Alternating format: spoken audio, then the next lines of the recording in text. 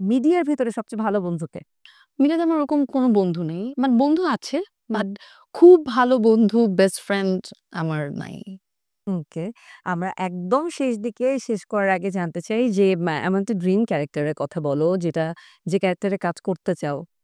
সেটা কোনো একটা রিমেকও হতে পারে বা নিজের পছন্দেরও হতে পারে যে আমি এরকম একটা চরিত্রে কাজ করিনি, আমি করতে চাই। যদি বাংলাদেশের কথা বলি তাহলে আমি খুব চাই যে মনপুরার একটা গান আছে না, 'আমার সোনার ময়না পাখি'? আমি চাই ওই গানের আদলে যদি একটা কোনো গল্প হোক। আমি বলব না যে মনপুরারই 2nd পার্ট করা হোক, এটা বলব না।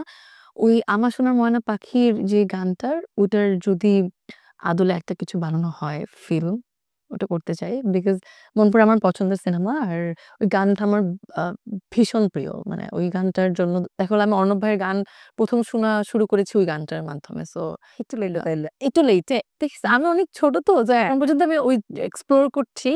সো যাই হোক। আর হচ্ছে যদি আমি দেশের বাইরের কথা বলি তাহলে দেবদাসের 'পারো'। বাহ! দারুণ, দারুণ। আ দেশের মধ্যে ৩ জন পছন্দের নায়িকার নাম। অভিনেত্রী? অভিনেত্রী। আচ্ছা। আম সুবর্ণা মুস্তাফা, অপি করিম, হুম। শিলা আহমেদ। বাহ!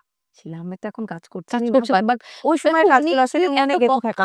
উনি আমার কাছে একটা ইন্সপিরেশন এর মতো। কারণ উনি খুবই কম কাজ করেছে। সুবর্ণা মুস্তাফা বা অপি করিম ম্যামরা তো অনেকদিন ধরে কাজ করেছে, যার কারণে মানুষজন মনে রাখছে। কিন্তু শিলা আহমেদ এত কম কাজ করেছে, তাও মানুষের এত ভালোবাসেন।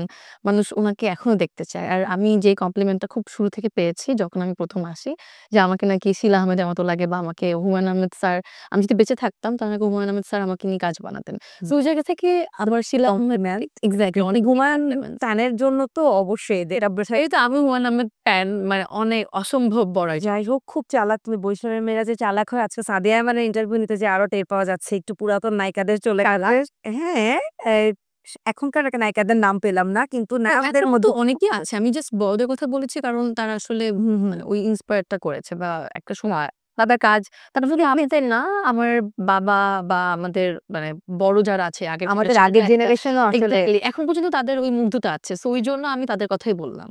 আচ্ছা আর যদি অভিনেতার কথা বলা হয়? ১ম এই বলব হুমায়ূন ফরদী স্যার, হুম। তারপর মোশাররফ করিম, আ চঞ্চল চৌধুরী। না পারফেক্ট। আরো অনেকে আছে আসলে, এটা না ঠিক আছে। আসিফুজ্জামান নূর আমার খুব প্রিয়। হ্যাঁ, মানে ফারুক আহমেদ উনি কিন্তু আমার খুব প্রিয়। উনি খুবই কমেডি ক্যারেক্টার করতো, বাট আমার কাছে খুবই মজা লাগে উনার কাজ। আরো অনেকে আছে, আমার নাম বললে লিস্ট মানে অনেক বড় হবে। সো আমি একদম আ যারা কোর তাদের কথা তাদের কথা বললাম। বলছো। প্রিয় নির্মাতা? আমার এক্সপেরিয়েন্স দিয়ে যদি বলি, যেহেতু আমার সাথে কাজ হয়েছে, হুম। তাই আমি বলব শুরুতেই বলব আমার ১ম আ ডিরেক্টর মানে বড় কাজের, সেটা হচ্ছে গিয়াসুদ্দিন সেলিম, মিজানুর রহমান আরিয়ান হুম, আর হুম। শিহাব শাহীন। বাহ! পারফেক্ট। ৩ জনই আমার মনে হয় সবার খুবই আর পছন্দের। আমি তো সিরিয়ালি বলেছি। আমার ১ম এ গিয়াসুদ্দিন সেলিম ভাইয়ের সাথে কাজ হয়েছে কাজল রেখাতে, এরপর তারপর আরিয়ান ভাইয়ের সাথে কাজ হয়েছে, এরপর শিহাব শাহীনের সাথে। সো ৩ জনই আমার, আমি বলব দে আর মাই মেন্টর। বড় পর্দার অভিষেকও তো গিয়াসুদ্দিন সেলিম গিয়াসুদ্দিন সেলিম ওইটাই আমার হ্যাঁ, ১ম কাজ, এক্সাক্টলি। কাজল রেখা। কাজল রেখা।